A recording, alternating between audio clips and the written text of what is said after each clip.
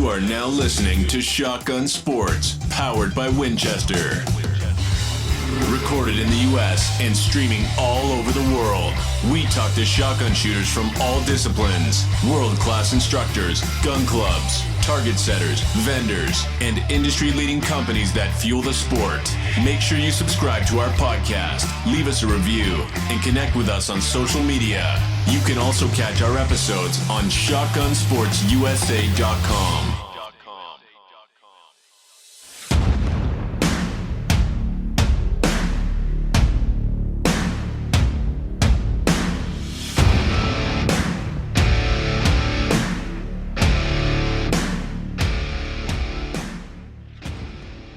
On the phone, I have the man, Fred Fanizzi, and he is in charge of the Gator Cup and pretty much everything down there at Quail Creek. Am I right, Fred?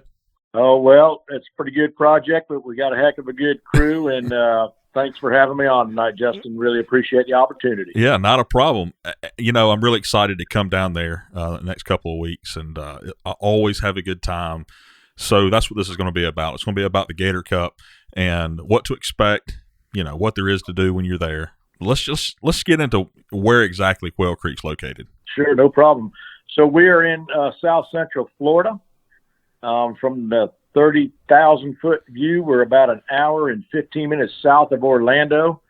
We're going to be about 30 minutes west of the coast in the Fort Pierce, Vero Beach area, and just north of the city of Okeechobee, which, of course, our big lake down here is real famous with sportsmen for bass fishing, but we're actually in what we call the hub of a lot of the clay target shooting in South Florida, especially in the winter months. Lots of great clubs down here throwing big birds. Clay target enthusiasts this time of the year are always ready to get out of the house with the cabin fever. Of course, this year a lot of them are ready to get out and get back shooting after being held up so much from this pandemic we've been dealing with. So we're right here amongst ground zero for sporting clays in the wintertime in South Central Florida. I hear you. Sound like it's the place to be. Well, this week or this month, it certainly will be. You know, we were lucky in a roundabout way of being probably just in one of the last of the big blasts to get out last year. You know, having that shoot in the second week or so in February, it wasn't too long after that a lot of things starting to get tightened up with what everybody was facing with COVID. So, you know, that's going to change or alter a few things this year, but it's not going to change what everybody's come to know of the Gator Cup. It's going to be a good time to be here. Yeah, well, good. I'm ready to get down there and ready to have some fun. Real quick, before we get into the shoot this year, how did the Gator Cup come about? I think we've talked about this before, but tell me about it again. No, we have, and I appreciate that. I don't know the entire year history I'd love to give you of the Seminole Cup, and everybody knows where that shoot is now up in Georgia and how long that's been going on. Right. Well over 20 plus years, maybe 25 plus years from early in the Blackjack days in Orlando. Mm-hmm. But that went to TM Ranch in Orlando for a long time. And as TM Ranch was shutting down in and around 2004, the folks from Seminole Gunworks asked us if we could provide them a venue for the Seminole Cup for our first one in 2005, and we did that for 10 years. So we got our feet wet with how to operate one of these big blasts and offer the folks a lot for their money. Good targets, good food, hospitality, and, of course, great weather in February. And then about 2014, we had a friendly parting of ways between Quail Creek Plantation and the folks from Seminole Gunworks. They were able to take that to Georgia and continue on with a wonderful shoot. And we needed to continue on with a big shoot here at Quail Creek Plantation, which has turned out to be one of the major big blasts in the country. But we had to come up with a name. And unfortunate for all of our friends up in Tallahassee, my wife and I happen to be graduates of the University of Florida, whose mascot is the Gators. So what else are we going to call it when we had to deal with a name like the Seminole Cup for 10 years? We decided to call it the Gator Cup, and it stuck. So here we are. This is going to be our seventh one. We plan on it being another good one, and it all happens because not just what we do here, but because of all the friends we've made over, 16, 17 years that we welcome back for just a good time. Yeah. There's one thing about it. If you go to Quail Creek and to the Gator Cup, you will have a good time. It's top-notch, first-class, everything from top to bottom. That's why I love going there.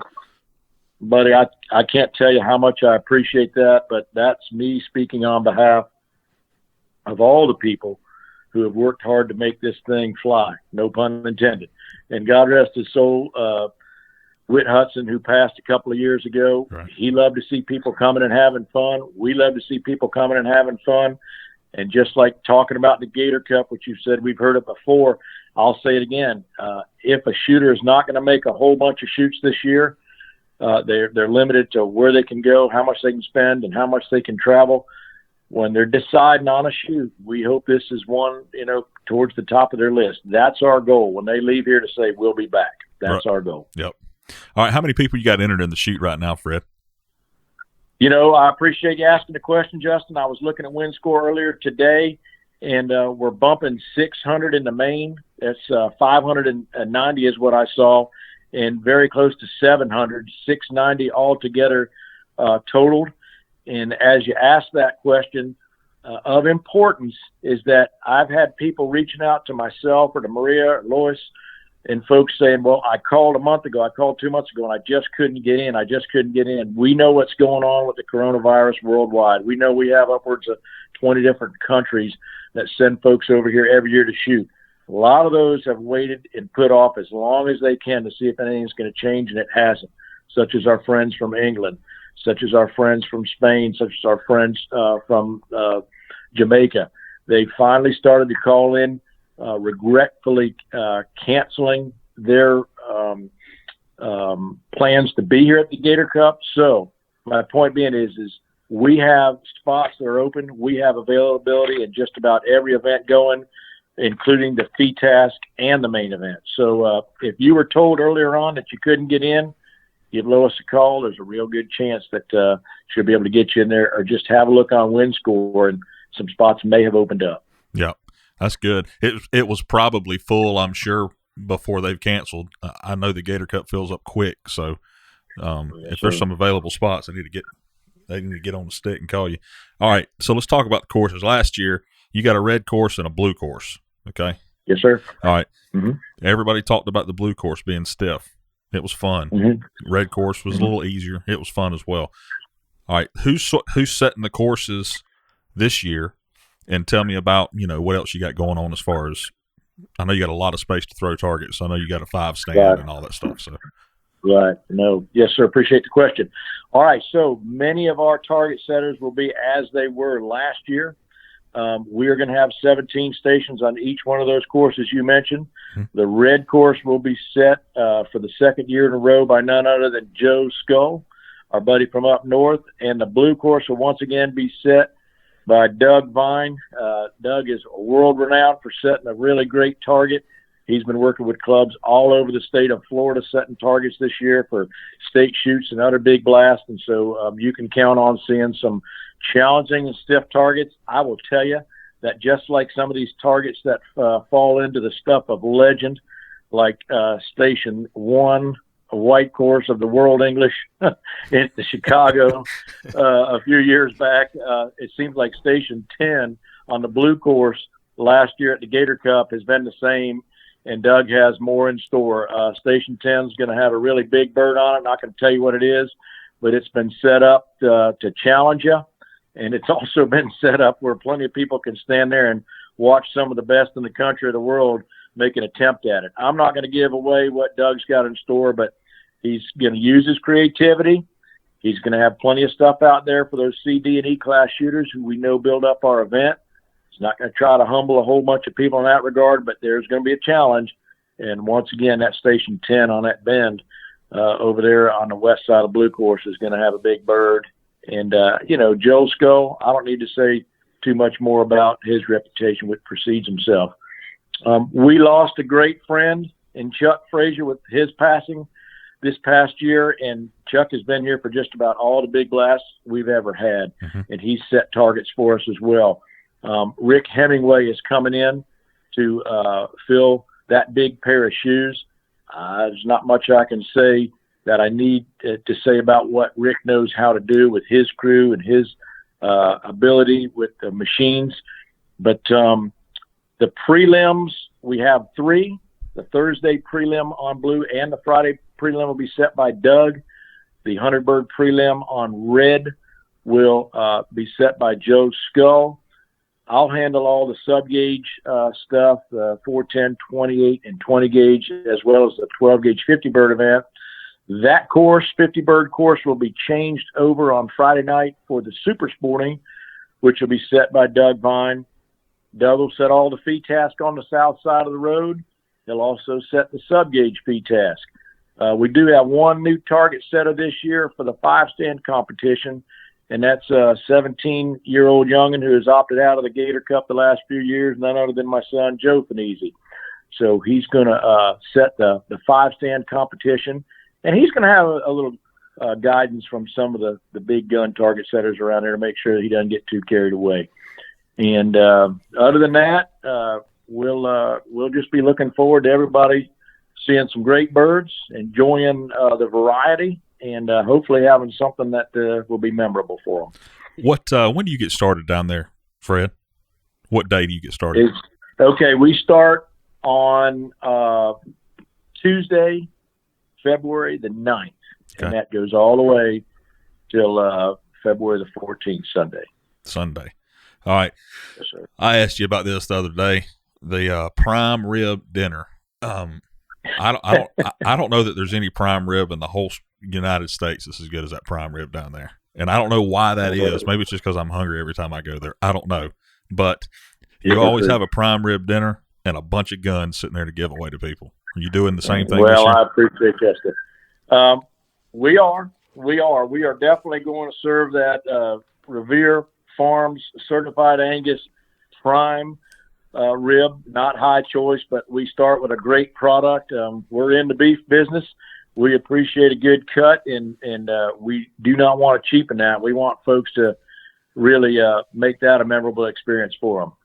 However, we are going to serve that prime rib with all the trimmings. We're going to give away 30 guns, including that wonderful Cole custom Beretta DT11 over and under. It's going to be this year with a matching TSK stock, which is a remarkable stock, and it's also going to include a complete set of Cole Gunsmithing custom choke tubes. The difference in this year's Saturday evening banquet, Justin, is we have to do the right thing. Sometimes making decisions are hard, and the right ones are sometimes hard, but we have had a lot of fun with the Saturday evening banquets, and we've had upwards of 800 people up underneath that pavilion in the courtesy tents, the sweet taste of Florida with the homemade ice cream. We are not going to be able to do that on Saturday evening. We just don't want to be the bearer of somebody getting sick and somehow affected with this terrible pandemic. So we're going to spread that out by providing that meal, as everybody's always remembered it, from 11 o'clock in the morning on Saturday all the way up to 4 o'clock in the afternoon. So somewhere there's 5 hours in there that if you are entered in the main event, you're going to get that wonderful prime rib meal. And at that time, we'll be drawing those guns, and there'll be 30 guns to be given away.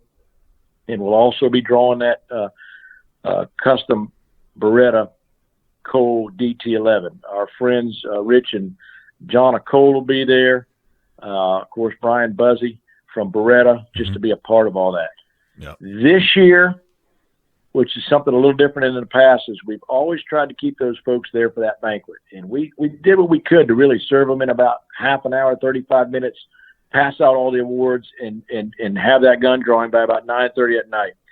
But you had to be present to win, if you remember that. Seems right. Like when we call the winner of that DT11, they scatter like a bunch of quail that been hit with a hand grenade. Well,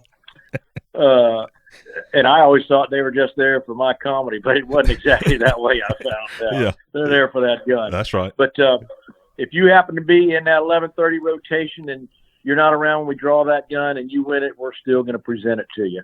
If you happen to be out on a feed task, but you were in the 410 event and we had could be a 9mm pistol or a 22 rifle for you, we're still going to present that gun to you. So need not worry.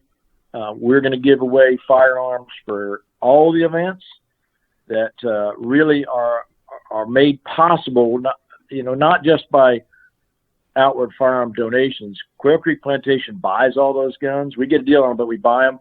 But we couldn't do that if it wasn't for the support of so many sponsors that come to us with cash money or in-kind items. And they're, we do all we can to take those 30 or 40 sponsors and vendors and give them as much top billing as we can throughout the event. So we'll be mentioning all those great people. Kolar and the folks from Elite are stepping back up. The folks from Briley are stepping back up. Of course, I mentioned Cole. Mm-hmm. There are just so many, and I don't want to slight anybody on this podcast because I didn't mention them. I promise I will mention every one of their names and make sure all the people that attend our event, know who it was who supported us. Yep. All right. So another big topic, not just your. Oh, I hate to interrupt you. Okay. I hate to interrupt you. I don't mean to do this because I know you said it's going to be a brief deal tonight. Yeah. That John Deere tractor making that homemade ice cream is going to be present also. So don't miss out. And you also, at every station, what's the name of that stuff you have? The drinks? You like that? Yeah. You like that Natalie's juice? That's it. Natalie's juice. That's what I want. Yeah. Every station, I think. If you go thirsty, that's your own fault. It's going to be there. The water, the fruit will be out there. Oh, and by the way, I did want to say this also that, since that prime rib dinner is going to be served between 4 or 11 o'clock a.m. and 4 o'clock, we know there's going to be a lot of people on site, and we can't serve just everybody who comes along that's a spouse or somebody that's not a part of that main event. So we are going to have tickets available, but they're going to be limited to, say, about 100 to 150 extra of those prime rib lunch/dinners. So if you want one, be sure to purchase that early. They're $25. I don't know where else you're going to get a deal like that, but there will be some additional tickets available, but they'll be limited. Are you gonna serve this under the pavilion where you always do everything? Just walk up to the same spot. Okay. Same spot. The whole idea is instead of jamming, 700 to 800 people under there like we have in the past, yeah, they're just going to be spread out. There might be 100, 150 under there. We'll practice all the social distancing. We'll pay attention to all the suggestions by the CDC and all that good stuff that has been ingrained in all of us now so hard for the last year. Mm-hmm. But it'll be spread out. Yeah. All right. Let's talk about we got a couple more things I want to talk about, but the next thing, ammo. What's the Gator Cup going to do about ammo if somebody don't bring their ammo with them? No, I appreciate that. That is a situation in which we've had the noose tied around our neck like everybody in the country has. Mm-hmm. But ammo is going to be available here on site. I'll just give you a quick rundown. We have lots of stuff from BMP, Fiocchi, Game Bore, Bornagi. We have some limited Winchester and Challenger ammo, but most of the good stuff is going to be here in the 12 gauge with a variety for all of it.